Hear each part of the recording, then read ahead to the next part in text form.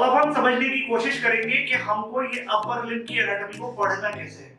उसको पढ़ने के लिए हमें पूरा एक फ्रेमवर्क होना चाहिए। मैं आपको फ्रेमवर्क समझाने वाला हूँ जिससे कि आपको सारी चीजें क्लियर हो जाए कि हम आगे जाके इसको कैसे कैसे पढ़ने वाले हैं, क्योंकि सारे पॉइंट्स आपस में इंटरकनेक्टेड हैं।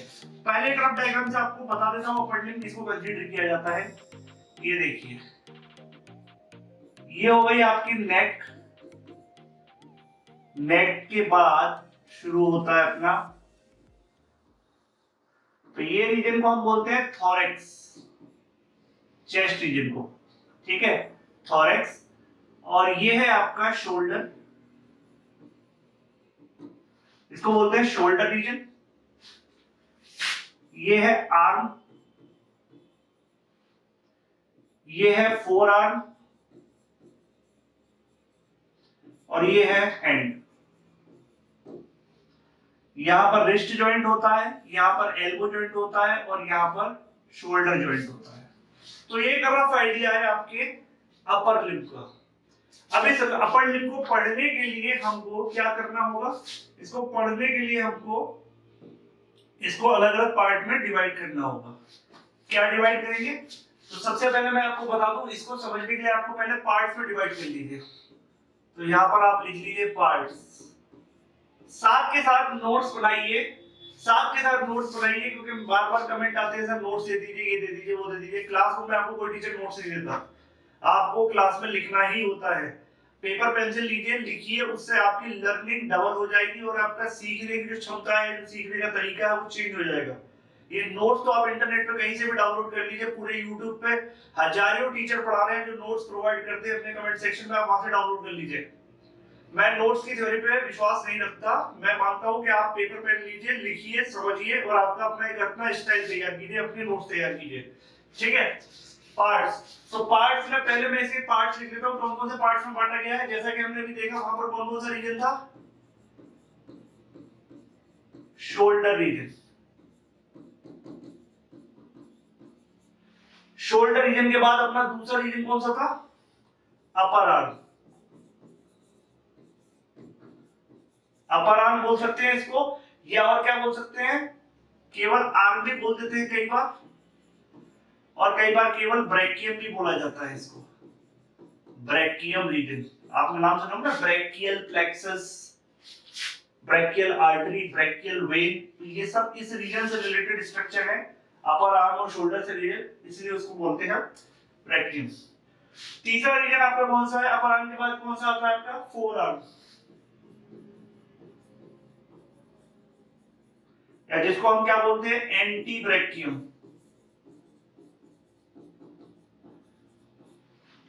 एंटी ब्रैकियम, ये कौन सा रीजन है, एल्बो जॉइंट से लेकर रिस्ट जॉइंट तक का जो एरिया है, जिसको हम फोर आर्म या एंटी ब्रैकियम बोलते हैं, ये रीजन ये है। इसके बाद अपना लास्ट रीजन कौन सा है, हैंड।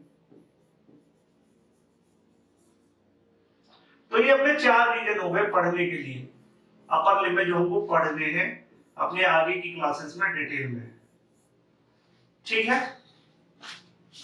अब बात करते हैं, इसके लिए हमको फर्दर हम इस शोल्डर जॉइंट को, शोल्डर रीजन को कितने सब डिविजन्स में डिवाइड कर सकते हैं, क्योंकि शोल्डर रीजन अपने आप में एक बड़ा रीजन है, उसमें अपने आप में कई रीजन हैं। जैसे आपके शोल्डर के सामने का हिस्सा, ये जो हिस्सा है, ये रीजन, इसको बोलते हैं पेक्टोरल रीजन, इसको बोलते हैं पेक्टोरल रीजन। इसके पीछे का हिस्सा, दैट इज स्कैपुलर रीजन और बैक रीजन।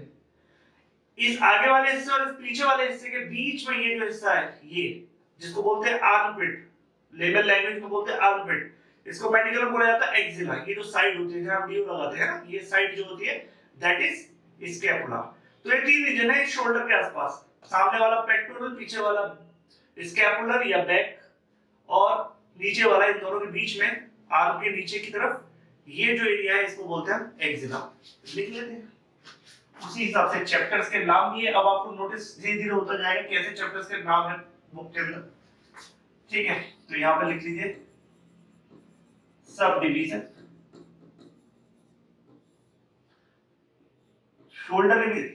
शोल्डर के कितने सब डिवीजन है, 3, कौन कौन से?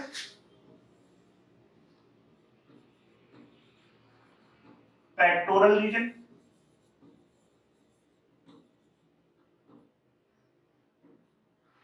ठीक है, पेक्टोरल रीजन को हम क्या बोल सकते हैं? Front of the chest. दूसरा कौन सा है हमारा? एक्सिला। एक्सिला को क्या लिखा था विशांत सिंह ने आर्मपिट चैप्टर में, ठीक है। आपको स्क्रीन पे साथ के साथ ये भी दिखता जा रहा होगा कि एक्चुअल में बुक के कौन से पार्ट, कौन सा चैप्टर इस पोर्शन से रिलेटेड है, ये आप स्क्रीन पर साथ के साथ नोटिस भी करते हैं, आपको स्क्रीन पे दिख रहा होगा। पेक्टोरल रीजन हो गया, एक्सिला हो गया, और लास्ट रीजन कौन सा था अपना? Scapular region. स्कैपुलर रीजन ये कहां पर होगा? बैक, ठीक है।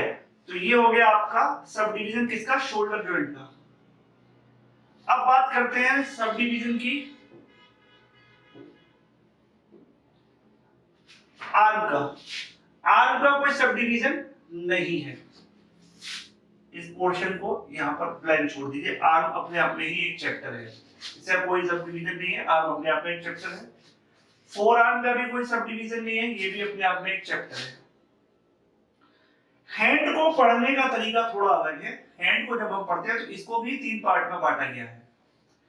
इसके थ्री पार्ट्स कौन कौन से हैं? सबसे पहला पार्ट जो हम पढ़ते हैं चैप्टर, दैट इज रिस्ट, ठीक है। जो रिस्ट है वो बेसिकली कार्पल बोन्स का बना हुआ होता है। इसके बाद आता है हैंड प्रॉपर।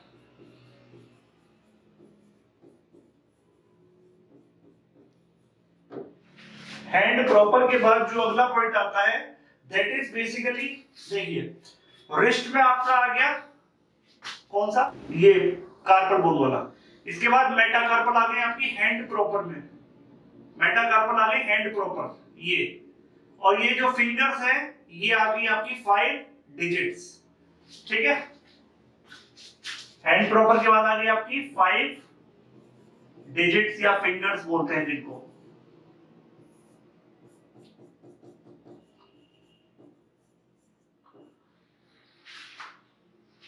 ठीक है। ये हो गया सब डिवीजन। अब समझते हैं इस सब डिवीजन में कैसे कैसे चैप्टर्स को हमको पढ़ना है।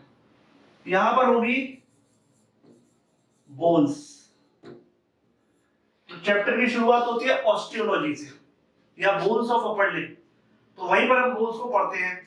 तो जब हम बोन्स को पढ़ते हैं तो बोन्स शोल्डर रीजन में कौन कौन सी बोन है? बेसिकली यहां पर दो बोन है आपकी, क्लेविकल और दूसरी है आपकी स्कैपुला। तो इन बोन्स के बारे में हमें डिटेल में पढ़ना है, पूरा चैप्टर है बोन्स के रिगार्डिंग, पूरा चैप्टर है। उसके बाद इन सारे टॉपिक्स पे चैप्टर है और कैसे आपस में अटैच है ये आपको धीरे धीरे समझ में आ रहा होगा। अगर मैं आर्म की बात करूं तो आर्म में कौन सा बोन है? आर्म में आपको पता है बोन का नाम क्या है? ह्यूमरस, ठीक है। इसके बाद अगली बोन कौन सी है? फोर आर्म की बोन का नाम क्या है? रेडियस और अल्ना, ये दो बोन्स हमें पढ़नी है। इसके बाद हमें क्या पढ़नी है? रिस्ट में कौन सी बोन होती है? कार्पल्स, जिनको कार्पस भी बोलते हैं और कार्पल्स भी बोलते हैं, ठीक है। कार्पस किसको बना होता है? Carpus is made up of 8 carpal bone.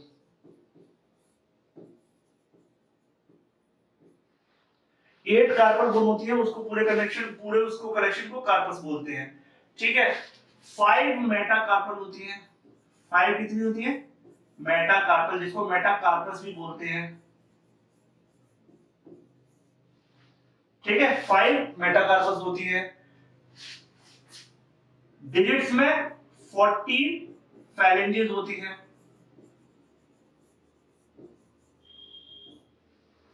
14 phalanges होती है। ये जनरल आपने अपना ये बोन्स की आपको काउंटिंग बताई कि थंब में 2 होती है और बाकी सब में 3 होती है, 4 में। तो आपका 3 into 4 हो गया 12 और 2 थंब की हो गई, कितनी हो गई 14 phalanges। तो ये आपको पूरा टॉपिक कहाँ मिल जाएगा, ये पूरा टॉपिक मिल जाएगा आपको इसमें बोन्स ऑफ अपर लिम्ब, जो सेकंड चैप्टर है विश्राम सिंह में भी और आपके बीडी चौरसिया में भी।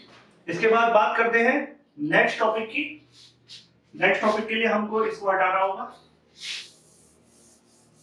अब आप जब बोन्स पढ़ेंगे तो फिर आपको जब बोन्स की जानकारी हो जाएगी तो आपको जॉइंट्स की जानकारी भी होनी चाहिए, ठीक है। तो पर्टिकुलर आपको जब जॉइंट्स पता होंगे तो बाकी चीजें पता चल जाएंगी। आपको बोन्स पता चल गई, इस पर्टिकुलर सब डिवीजन में कौन सी बोन्स है, तो ये बोन्स कौन से जॉइंट्स बनाएंगी ये आपको पता होना चाहिए।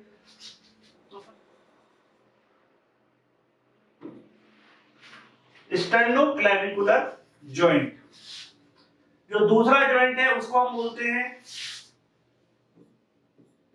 एक्रोमियो क्लेविकुलर जॉइंट,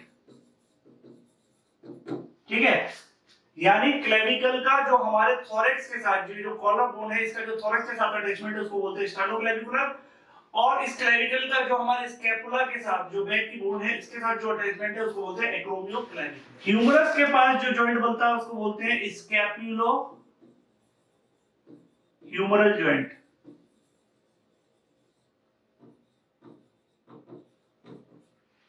जिसको और क्या बोलते हैं हम, शोल्डर जॉइंट।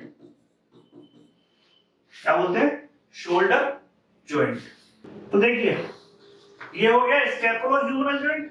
अब बात करेंगे रेडियस और अल्ना की बात करेंगे। तो रेडियस और अल्ना के बीच में कौन सा जॉइंट बनेगा, रेडियस और अल्ना के बीच में जो जॉइंट बनेगा उसको बोलते हैं रेडियो अल्नर जॉइंट।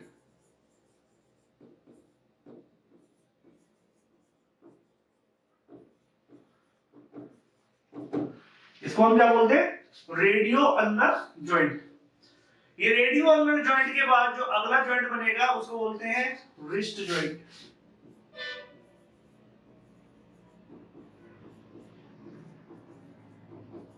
अब आपको पता है रिस्ट जॉइंट पर जो कार्पल बोन है वो किसके साथ अटैच करती है, केवल रेडियस के साथ, ना कि अल्ना के साथ कोई इसका अटैचमेंट नहीं होता, इसलिए इसको क्या बोलते हैं, radio carpal joint. Radio carpal joint, ठीक है। रिस्ट जॉइंट का दूसरा नाम क्या है, रेडियो कार्पल जॉइंट। फिर इन कार्पस के बीच में आपस में जॉइंट होता है जिसको बोलते हैं, भाई कार्पस बोन जो होती है उनके बीच में होता है, उसको बोलते हैं इंटरकार्पल जॉइंट। Intercarpal joints. इसके बाद ये कार्पस बोन मेटाकार्पस के साथ जॉइंट बनाएगी जिसको हम क्या बोलते हैं, कार्पो मेटाकार्पल जॉइंट। कार्पो मेटाकार्पल जॉइंट, इसको क्या बोलते हैं, कार्पो मेटाकार्पल जॉइंट, ठीक है। फिर इन मेटाकार्पस के बीच में जॉइंट होता है जिसको बोलते हैं inter metacarpal joint. Inter metacarpal joint, ठीक है। इंटर मेटाकार्पस के बीच में जो जॉइंट बना इंटर मेटाकार्पल का। फिर मेटाकार्पोफैलेंजियस, अगला मेटाकार्पस का फैलेंजियस के साथ जॉइंट बनेगा तो उसको बोलेंगे एमसीपी जॉइंट या मेटाकार्पोफैलेंजियल जॉइंट, शॉर्ट में लिख देता हूं, ठीक है। इनको एमसीपी जॉइंट बोला जाता है। और इसके बाद आते हैं आपके IP joint, interphalangeal joints, IP joints. ये दो तरीके के जॉइंट होते हैं क्योंकि तीन होंगे तो तीन में एक प्रॉक्सिमल हो जाएगा और एक डिस्टल हो जाएगा। तो proximal IP joint, PIP joint बोलते हैं इसको, और एक होता है डीआईपी, डिस्टल इंटरफैलेंजियल जॉइंट। तो ये इस तरीके से इतने सारे जॉइंट के अलग-अलग चैप्टर्स में हमको पढ़ने होंगे, ये सारी चीजें डिटेल में। अब हमारा ऑलमोस्ट पूरी जो अपर लिम्ब का पार्ट है बीडी चौरसिया या विश्राम सिंह का, ऑलमोस्ट सारे चैप्टर्स इसमें कवर हो गए हैं। अब उन चैप्टर्स के अंदर डिटेल में क्या है उसको समझते हैं। उसको समझते हैं जरा। ठीक है, तो ये बोन्स हो गया, आपने नोट कर लिया होगा, जॉइंट्स हो गया। अब हमको इसको जॉइंट्स को हटा देते हैं, यहाँ स्पेस की कमी है। ठीक है, जॉइंट्स हमने समझ लिए, इसी के हिसाब से हमारे चैप्टर्स के नाम है।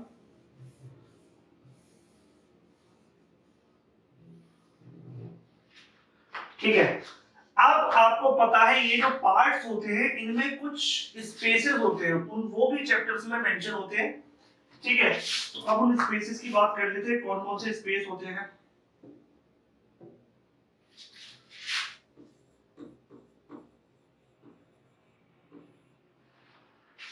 स्पेसेस कौन कौन से होते हैं, तो आप अगर ध्यान से नोटिस करें तो शोल्डर रीजन में जो मेजर स्पेस होता है उसको हम बोलते हैं एक्सिला। एक्सिला अपने आप में पूरा चैप्टर है, लेकिन वो एक स्पेस है, ट्रांजिशनल स्पेस है।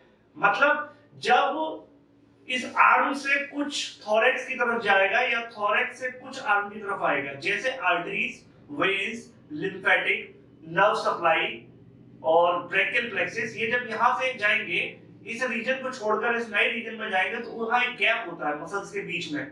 मसल पूरे तरीके से कवर नहीं करती, मसल्स के बीच में टेंडन और लिगामेंट के जितने भी कॉम्प्लेक्स बनता है एक पर्टिकुलर, जैसे शोल्डर जॉइंट है तो ये सामने की तरफ से पेट्रोल मसल हो गई, पीछे की तरफ से बैक मसल हो गई, डेल्टोइड मसल हो गई, ये चारों तरफ से इसके बीच में ये जो डिप्रेशन है, जो गड्ढा बनता है, ठीक है, तो इस स्पेस में से आप डायरेक्टली सॉफ्ट टिश्यूज को फील कर सकते हो। आप बहुत ज्यादा इसको कंप्रेस करोगे तो आपको पेन होने लगेगा, तो नर्व पे कंप्रेशन होने लगता है। तो वो जो स्पेसेस होते हैं जहां पर आर्टरीज वेन्स या नर्व सप्लाई या लिम्फेटिक्स एक रीजन से दूसरे रीजन में जाके या तो उनका नाम चेंज हो जाएगा या उनका कोर्स चेंज हो जाएगा, ये सारी चीजें हमें देखने को मिलती है। तो ये आपको स्पेसेस में पढ़ना होता है। तो स्पेस यहाँ पर एक एक्सिला हो गया, आपका अपर आर्म और फोर आर्म के बीच में एक स्पेस होता है जिसको बोलते हैं क्यूबाइटल फोसा।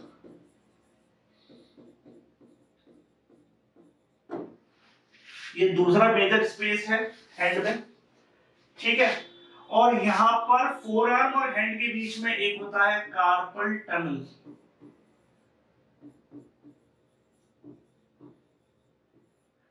ये क्या है, ये बेसिकली एनाटॉमिकल स्पेसेस हैं, इनकी अपनी एक पहचान है, इनका अपना एक फंक्शन है, इनका अपनी एक बाउंड्रीज है। वो सब चीजें हमको डिटेल में पढ़नी होगी, तब हमको समझ में आएगा कि किस तरीके से हम पर्टिकुलर रीजन में जब ट्रांजिशन होता है आर्म से फोर आर्म में आएंगे तो बीच में ये जो एरिया है जहां बेसिकली इंजेक्शंस वगैरह लगते हैं, ड्रिप लगती है, तो ये जो एरिया है जिसको क्या बोलते हैं क्यूबाइटल, है ना। इसका क्या यूज है, इसकी क्या बाउंड्रीज है, कौन सी मसल इसकी बाउंड्री बनाती है, यहाँ से कौन कौन से स्ट्रक्चर, कौन सी मेजर आर्टरी, कौन सी मेजर नर्व यहाँ से पास होती है, तो ये सब चीजें हमें समझनी पड़ेगी। तो बेसिकली तीन एनाटॉमिकल स्पेसेस हैं। ठीक है, इसके अलावा और भी छोटे मोटे स्पेसेस हैं, पर्टिकुलर टॉपिक पर आएगा, है ना, पर्टिकुलर टॉपिक पर आएंगे। जैसे क्वाड्रेंगुलर स्पेस होता है बैक में यहाँ पर, ठीक है, ट्रायंगुलर स्पेस होता है स्कैपुलर रीजन में, वो लोकलाइज स्पेसिफिक है, ये मेजर है, ये तीन स्ट्रक्चर मेजर है अपर जॉइंट में, ये तीन एनाटॉमिकल स्पेस बोले जाते हैं। इसके अलावा हमें इन सब की, मान लीजिए मैं शोल्डर की बात करूं तो शोल्डर में आप इतना सब कुछ पढ़ लोगे, इसके बाद यहाँ पर आपको क्या पता होना चाहिए, शोल्डर रीजन का NaVL यानी नर्व सप्लाई क्या है, उसकी आर्टीरियल सप्लाई क्या है, उसकी वेनस सप्लाई क्या है, वेन से कौन सप्लाई है, उसकी लिम्फेटिक सप्लाई क्या है ना। इस रीजन की शोल्डर रीजन में ये चार स्ट्रक्चर क्या कर रहे हैं, अपर आर्म में ये चार स्ट्रक्चर क्या कर रहे हैं, लोअर पे रिस्ट में ये इनका पूरा स्ट्रक्चर आपको पता होना चाहिए। यहाँ पर कौन से जॉइंट है वो डिस्कस हो चुका है। इस पूरे रीजन को बनाने के लिए कौन सी मसल काम आ रही है, कौन कौन सी मसल का यहाँ पर ओरिजिन हो रहा है, इंसर्शन हो रहा है, ये सारी बातें पता होनी चाहिए, तब जाके हमें पूरे चैप्टर्स का आपस में रिलेशन समझ में आता है। तो यहाँ पर आपको मैंने ये पूरा बता दिया है कि अपर लिम्ब को हम किस तरीके से बुक को हम समझ सकते हैं कि चैप्टर्स क्यों और किस वजह से लिखे गए हैं।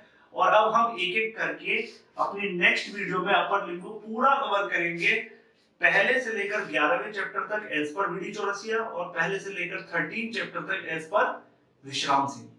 ठीक है। तो सब में जो कॉमन पॉइंट है उनके अच्छे पॉइंट्स को मैं यहाँ डिस्कस करूंगा।